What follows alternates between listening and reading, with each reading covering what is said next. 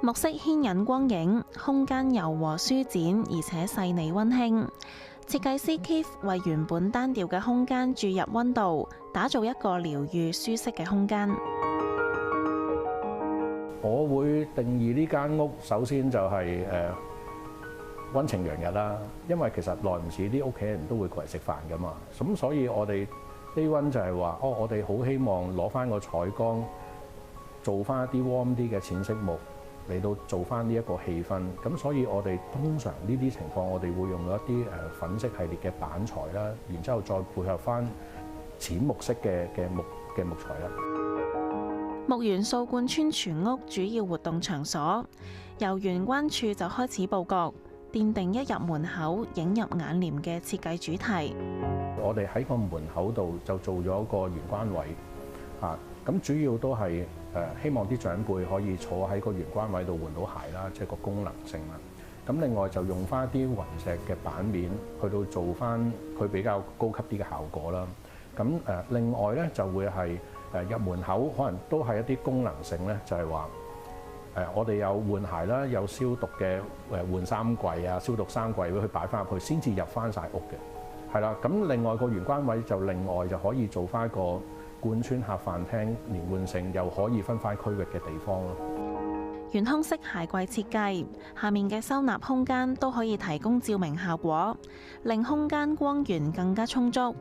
補足原本因為玄關太遠離窗戶帶嚟光線不足嘅缺陷。消毒衣櫃隔離再設屏風，可以清晰劃分區域。運用玻璃相對於鞋櫃更加輕薄，化解小玄關嘅壓迫感，加上一抹朦朧美，避免一入門口就見到整個室內空間。阿 Keith 見到啦，客廳呢度啦都用咗呢個圓弧形嘅 bulkhead 喎，咁佢係有咩用途呢？其實主要嚟講，bulkhead咧佢個用途都作用都幾大嘅，因為咧其實我哋由門口一路伸展個 bulkhead入到去個廳面嗰度咧，基本上除咗我哋想做翻個 bulkhead攞翻個天花燈一致性之外咧，其實最主要嗰個功用啦，收埋部冷氣機，因為收埋部冷氣機咧，本身屋主主要咧關注兩個問題嘅。第一個問題咧就係個冷氣個出風位會唔會直接射到個 sofa 位啦。第二個位置咧就係將來如果我要洗機啊、維修啊各項嘢咧，咁一般冷氣機嗰個支拉喉咧，我哋要出翻街走翻落去報生意，咁所以咧我哋希望嗰條支拉喉第一可以夠翻某程度上嘅高度啦，同埋斜水位啦。咁我哋利用咗個 bulkhead 包咗佢，咁將來有啲乜嘢情況，可能我換冷氣機啊，或者要維修咧，我哋都好容易可以探到手落去維修到。假陣唔做到頂都有實際考慮，一嚟避免冷氣智能設定，機體感應溫度過高會自動關機，又要兼顧維修，而且香港一年四季嘅天氣有潮濕、乾燥天氣等，可以避免木材收水爆裂有殘舊感。流暢嘅動線之所以可以突顯，少不了留白嘅公路，亦都令重點家私例如梳化成為視覺焦點，空間嘅主次順序一目了然。我哋依家由入門口去到個 TV 櫃，成幅牆除咗擺個85寸電視之外，加少少 panel， 我哋其他地方其實全部都留翻白。提供一塊畫布，令戶主自行裝飾佈置，都容下各種風格元素，囊括各種配色可能，配合廳區嘅窗，令光影灑落喺環境之中，帶嚟心靈上嘅寧靜。配合淺木紋地板，將陽光引入屋內，昇華空間暖意。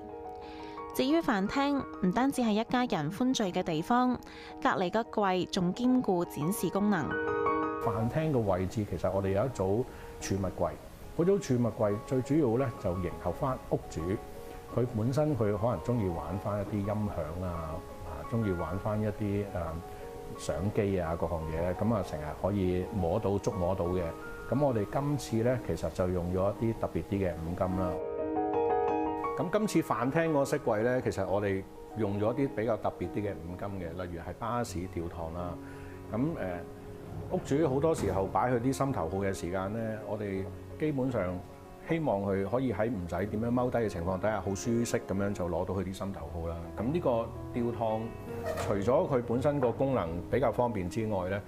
其實呢個櫃其他嗰個作用都係會用翻一啲攞嚟收納嘅位置啦。譬如我哋有啲 socket 位可以叉到電啊，或者有啲活動層板嘅位置可以俾佢調配啊。咁另外咧就譬如有啲屋主本身可能啲心頭好都比較擔心啊，會唔會有人喐到佢啲嘢？所以其實我哋兩邊都做咗啲暗鎖落去，可以鎖翻4隻門。主人房嘅色調都係一脈相承，圓潤流暢嘅牆身同埋櫃體弱化稜角感，空間更加顯得柔和。床頭2支金屬質感嘅壁燈，加少少牆紙規劃嘅床頭櫃，組合配搭呈現出高級感。佢哋最緊張嘅就係可以能夠做到3邊落床啦，係啦，因為佢哋本身都係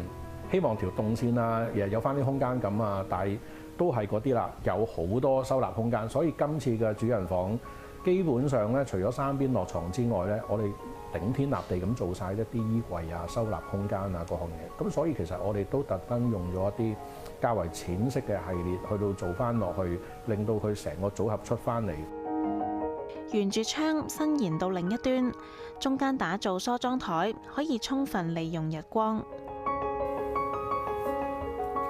咁喺主人房呢張梳妝台呢一度設有一個梳妝鏡，佢個好處啦就可以推返埋，